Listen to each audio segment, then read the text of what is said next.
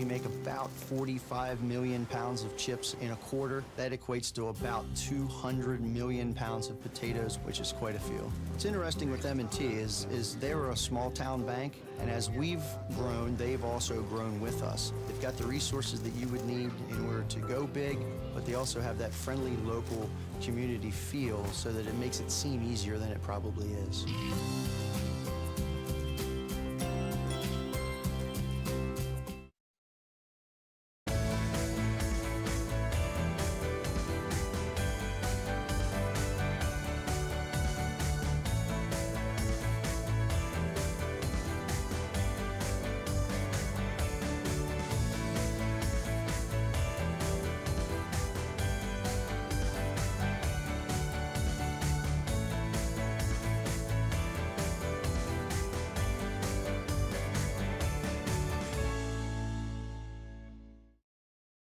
Hello, and welcome to Candidates Up Front.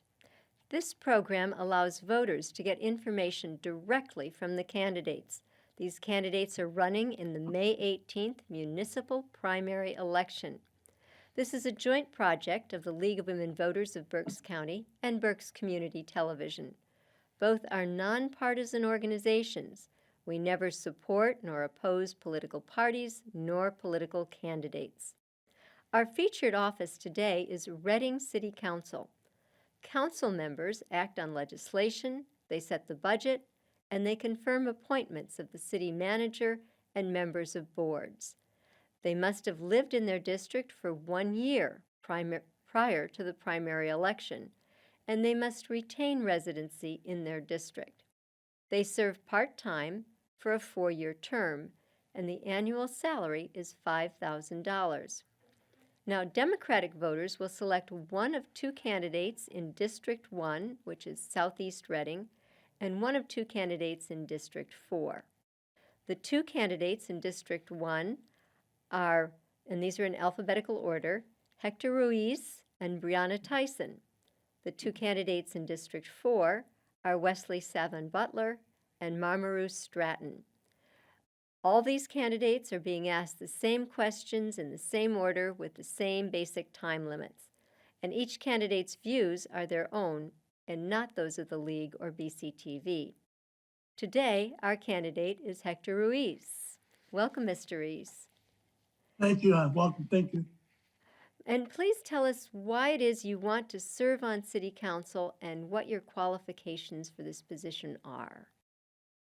Well, first, I want to say thank you to the League of Women Voters for having me speak today. I want to run for City Council because I believe that my life experiences and as a former business owner, I have seen the struggles and the successes that Reading residents face on a daily basis, and I know what's possible too. We can reach whatever you want to do in the city if you work hard and you never give up. So that's why I'm running. And do you think there's any kind of special training that a person should have in order to serve on City Council? I think so. I think life experiences are important, and you have to have some type of a business background. I had a couple restaurants in the area for a while, so I know what businesses go through when they're trying to open up in the city of Reading. So I've had some success, and I've also been on the other side of the coin also. And I think all those experiences put together can help someone run for city council. And please, we need to fill up our time, so give us a thorough answer. What are the most important concerns, as you see them, for the people in your district? Well, in District 1, a lot of the concerns are, neighborhood development, right? Promoting responsible home ownership is very important so that we can continue keeping the south side of Reading and the 18th Ward section of the 1st District as vibrant as it has been. Also, safety is also very important. Clean streets, obviously we have a problem with litter that needs to be addressed. So these are all of the things that people have been responding to me about in the 1st District. And on the whole, what do you think are the most important issues that City Council will have to address? I think, on the horizon, we're going to have to address some issues of gentrification. I think it's really important that we get a jump on that and that we include the residents of this community in its development. It's really important that we get a jump start on that so that we don't experience the same problems that other cities have experienced. And what can the city do to encourage economic development and create more jobs? We have to continue to be business friendly. I think that's one of the biggest things that we hear, right? So, maybe creating a welcoming committee to help people that want to open businesses in the city, help them get all the proper permitting and all the proper things in order instead of finding things that are wrong. Let's try to help them make the things right so that it becomes a little bit easier for them to open up a business in the city. What can the city do to reduce crime, especially violent crime, and make the city safer? That's a tough one, right? The problems of Reading are not unique to the city of Reading, but for some reason we tend to focus on the negativity. There are more good people in this city than there are bad people, and that is a fact. I think that we have to, community policing. When I was a kid, I can remember police officers living within the city, and we don't see that anymore as much. So maybe creating programs that incentivizes officers to move back into our cities and become part of our communities so that they have a vested interest in the community that they're policing is one of the ideas that I always had in the back of my mind is why don't any of these officers or, I can remember across the street, we had prison guards that lived across the street and, it just helped the community and we knew who they were, we knew their names and we don't know that too much anymore. So I think I'd like to see that again. And do you favor increasing the size of the police force? And please explain your answer. Yes and no. Yes, if we're going to bring in officers that are going to be trained to deal with individuals with mental issues, drug issues, domestic violence. These are all things that over the last couple of years we've seen on the news and in other cities that have gotten out of control. So if we're going to increase it, we need to change how those police officers are trained so that they're prepared to deal with those types of issues so that we don't have the problems that other cities have encountered. What can the city do to improve parking? One concerned citizen had told the League that private companies enforcing parking fines are the worst. Parking is tough, and I think it goes to home ownership again.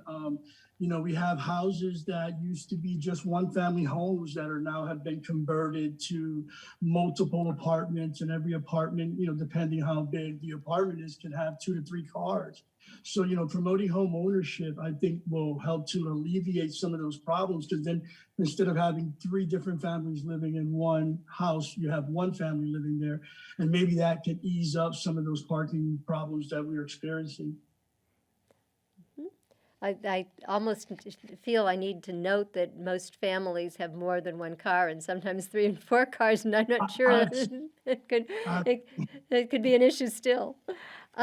Reading is known for double-parked cars. What should be done to open city streets so that traffic can keep moving? That's another great question and another tough one. It seems to be one of those questions that we've been dealing with here in the city for a very, very long time. And there is no right answer, right? If you ticket people, people are upset. If you don't ticket people, people are upset. So we have to find a happy medium somewhere and try to enforce the laws that we have on our books now. And hopefully that can help to open up these streets back up. Also, that goes right back to, having a shortage in the police department where they don't have the time to worry about things like that. They're worrying about other types of crimes. So maybe if that police department grows and we start to train these officers and in different ways, maybe we have the officers to focus on that type of prevention so that these streets will open back up. There are, unfortunately, patches of deteriorating housing in Reading. What can be done to strengthen code enforcement so that we limit urban blight? It's another tough one here in the city of Reading. I mean, we have so many homes that are run down, and the process to, take these homes down is such a long process that, it takes a while to do it. So we need to find a way to speed up that process and, get rid of those blighted properties so that the problems don't continue. And then they take over a block very quickly, very easily. And then when we take them down, we need to build new housing. The city is in need of new housing stock. We haven't built any in quite some time. So, they have to be taken down, and we have to put new housing stock and hopefully, again, promote home ownership so that we can have more of a tax base. How will you establish a good working relationship with the mayor, the managing director, and all the executive departments? Collaboration is everything in moving a city forward. So, I think I have a good relationship with most of the people on city council and the mayor's office already. So, you got to keep those lines open, and you have to communicate, right? Whether we agree or disagree on an issue, it doesn't mean that we can't sit at a table and have discussions. So you have to keep those lines open at all times and communicate, and hopefully, you can continue having a good relationship and moving the city forward. How will you encourage public participation in issues being decided by City Council? Well, I mean, you have to take it to your citizens, right? You have to use any means that are necessary, whether it's social media, whether it's knocking on doors and letting citizens know what it is that is going on, so that they can get involved in the process. And civics education is very important. Also, something that we definitely lack in the city of Reading, is people getting involved. A lot of people, knocking on doors over the last couple of weeks. It's amazing to some of the things that you hear, and people just don't know because they're not educated. So, we have to educate people so that they can get involved in the process. And we have to find a way to empower people also, right? For a long time, the residents of the city have felt like they don't matter. So we have to find a way to empower this community so that they take part in the redevelopment of their community. What 3 things would you like to accomplish if you're elected? Well, I have always thought that a cultural district in the city of Reading would be an amazing way to empower our community. So, I would love to create a cultural district. Obviously encouraging home ownership is something that's always on my mind. And I think that that's another one of the things that I'd like to have accomplished. And neighborhood development. The downtown gets a lot of the attention, but the city is bigger than downtown Reading. And we have to find a way to get that buzz that's happening in downtown Reading into our neighborhoods and make sure that the residents that are here reap some of the successes that are going to start to see in the downtown area also. And what is your position on funding for the Reading Public Library? One of my favorites. It's necessary, and I think we should always fund it. Me and my son created a prototype little urban library over here in the 18th Ward about 3 years ago. We reached out to the Reading Eagle, and we got a hold of their old newspaper machines that they no longer use. And me and my son in my garage, we painted it and we put it on our sidewalk, and we have it filled with books at all times, and people visit it all the time. So libraries are very, very important. It's the reading a book, you can travel the world without moving. You can just sit at home and travel the world without ever leaving your home. So it's very important.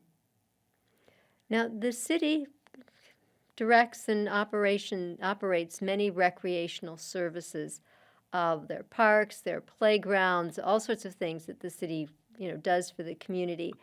And I know there was a lot of talk when the city went into Act 47 of not being able to afford that, and perhaps transferring the responsibility for maintaining and operating the parks and playgrounds to the county of Berks. Would you tell us what you think about this? Was that a good idea? Was that not a good idea? I think I don't think that we should transfer that to the county at all. I think that we should continue to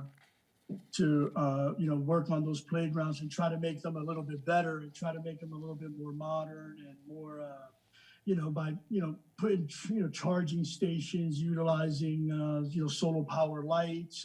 There are things that we can change, but I think that the control should definitely stay within the city. And, hopefully we can see a way out of Act 47 very shortly here. Now, neighborhoods, which you did mention, are the lifeblood of the city. How would you encourage residents to rebuild their own neighborhoods? And would you be willing to provide city tax dollars for neighborhood projects?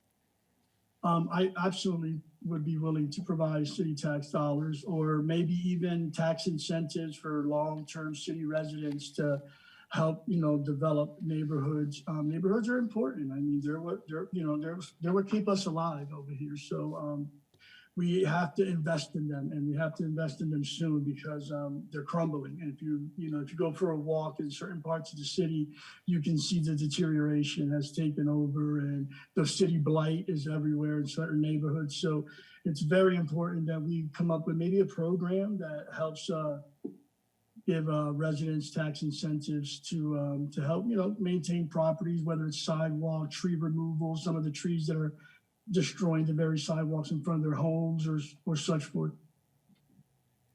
Now, we are at the point where we're ready for your closing statement, but we have ample time left, so I'm going to encourage you to take your time. Maybe tell us what volunteer experiences you do, anything else that's interesting in your life. The point is that voters just get to know you, and then make whatever closing statement you want to make. Okay, give me 1 second here. All right. So once again, thank you very much to the League of Women Voters for allowing me to speak here today. I am a long-term resident of the city of Reading. I currently live in the Millmont section of the 1st District, and I live here with my wife, 2 children, and 2 amazing dogs that we have. And we absolutely love it over here. And I'm running because I know firsthand the social and economic struggles that the city of Reading residents have gone through and go through on a daily basis. But I also have seen a lot of success here in the city of Reading. And we spend most of our lives telling our children that the only way to make it is to leave the city and move over to, West Reading or Wyomissing or Sinking Spring. And I'm here to tell you that that is a myth. You can do it all right here in the city of Reading. I did it, you can do it. And, my goal is to share those stories with people and help the city grow and provide a really a safe place with opportunities for absolutely everyone, just not a select few of people. So those are my goals and hopes. And if you agree with me, please vote for Hector Ruiz, District 1, City Council. Thank you. We thank Mr. Ruiz for sharing his philosophy for City Council with us and his qualifications. We've been dealing with the City Council races, and we'll be talking about more on that in just a minute. But I do want to remind our viewers that you must be registered by May 3rd to vote in the May 18th municipal primary election. And if you choose to go to your polling place, the polls are open from 7 in the morning till 8 at night. You can vote there, or if you choose, you may vote by absentee ballot or mail-in ballot. And the last day to apply for one of these paper ballots is May 11th. And all those paper ballots must be returned to the County Board of Elections by 8 p.m. on Election Day. I know in the past election we had an extension. There won't be an extension in the spring. It'll be Election Day. By 8 o'clock, your ballot must be in. Now, we've talked about this as a municipal primary election. Let's talk about the municipal part first. A municipal election is when we select candidates for local office, as well as our state judges. And it's a big election. Big because there are a lot of things on the ballot. Big because it really affects our lives very close, and it affects our pocketbooks. The people elected in a local election, the municipal election, are your school directors, and we know that's a big piece of our taxes and very important if we want good schools and a good education for our children. And there are a lot of other seats. The municipal governments, the City of Reading, as we talked about today, is selecting leadership for the council. And all across the county, we're selecting those officials who impact our lives most directly. So we had a really good turnout for the big presidential election in the fall. Every one of the voters who voted then should be voting now, and others as well, because this one really affects our local lives and it really affects our pocketbooks. So if you're thinking, oh, it's not important, it's not national, it is important. It is local, and it's how we live that is determined by whom we elect in these elections. And there's another thing that's very important this year. The state legislature in Harrisburg has passed 3 amendments to our U.S. Constitution, but they are not the final word. We, as the voters, are the final word. So all voters are encouraged to come vote on the questions for our Constitution. These are all ballot questions, and every voter who is eligible to vote comes to vote on these. For some of the other things, you must be registered in a political party, but not to vote on ballot questions. Ballot questions are for everyone to vote on. So it's another reason this is an important election to come out to. If you are planning to vote on candidates, and most of us are, you need to be a Democrat or a Republican, because the primary election is when those parties select their candidates. Now, we'll be voting for several courts on the state level. I'll go briefly through those, and then we'll talk a little bit more about other courts. But we will be voting for 1 justice of the Supreme Court, 1 justice of the Superior Court, and 2 judges of the Commonwealth Court. Those are all statewide courts. And we'll be voting for 2 judges of the Court of Common Pleas for right here in Berks. And the Court of Common Pleas is our local trial court. We have 13 judges, there are 2 open seats, and there are 5 people running. So Democrats will select 2, Republicans will select 2. If there are different names on both sides, then in the general election, everybody can vote for 2 candidates, and 2 of those 4 people will be elected. But right now, each party is selecting 2 out of 5. They are cross-filed, running as both Democrats and Republicans. And we're also voting on some lower-level judges, which are, I hate to say lower level, but they are the magisterial district judges. They're the first place you go when there's a case. It's the traffic tickets, it's the landlord-tenant issues, it's small claims. If you have an issue with somebody up to $12,000, you take it to the district judge. And we have 18 magisterial districts in Berks County, and we are electing their judicial openings in 6 of those. So 6 of those people will be elected at this election. And I should note that you will also find some judges up for retention. Judges serve a 10-year term, and then instead of running for re-election, they are on the ballot unopposed. Voters may choose to retain them for another 10 years by voting yes, or they may vote no and put that judge out of office. And also on the ballot are 3 county-wide officers, our county treasurer, our county coroner, and our county prothonotary. And most people don't know what that last one is. We can figure out a treasurer, we can figure out a coroner. The prothonotary keeps the records of the civil court. There's another elected official, the clerk of courts, who keeps the records for the criminal courts. So we have 2 people elected who are record keepers. And within each precinct, we are electing a constable. The constable serves papers on people. So if there's something out there in the courts, it's the constable who will get you the notice that you need to appear in court. And we have 18 school districts in Berks County, and both Democrats and Republicans will select candidates for school boards for both 4-year terms and 2-year terms. And some districts do this at large, whereas everybody in the community votes on the same slate, and some do it by regions. So you'll have to figure that piece out. Now, in the city of Reading, we're choosing candidates for council president, and we're choosing city council members in districts 1, 4, and 5. And in this program, we heard from one of the candidates in District 1. Now, in townships, they will be selecting commissioners in most of them, and in some, supervisors. It depends on the nature of the township. And in those townships, we'll also be electing auditors and tax collectors. And if you happen to live in a borough, you will be selecting a mayor, council members, auditors, and tax collectors. And I should note that candidates for judge and school director may cross-file. That means they may run as both Democrats and Republicans. Now, you must be registered by May 3rd to vote for all these things, and it is critically important that you're there. It's how we live our local lives and what we pay in taxes that you're voting for. So to register or to check your registration status or to request a mail-in ballot, you can go to votespa.com, votespa.com. And for information on the ballot questions and especially those statewide races, you can go to vote411.org. That's vote411.org. You plug in your address and it tells you who is on your ballot. Very helpful.